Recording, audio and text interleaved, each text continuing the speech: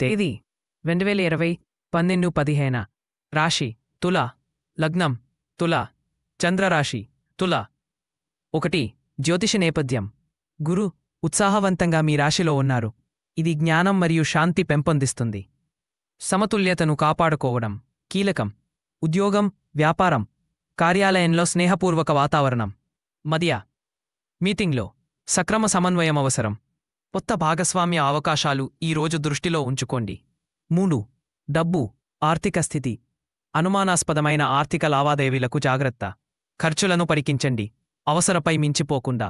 సహజ సమన్వయం, ఓపికతో సంబంధాలు బలపడతాయి. భాగస్వామ్యాలలో చిన్న చిన్న మాటలు పెద్ద అర్థాలు వస్తాయి. మెలగకుండా ఉండండి. ఆరోగ్యం, మధ్యస్థ స్థితితో ఆరోగ్యం మేలవింపు.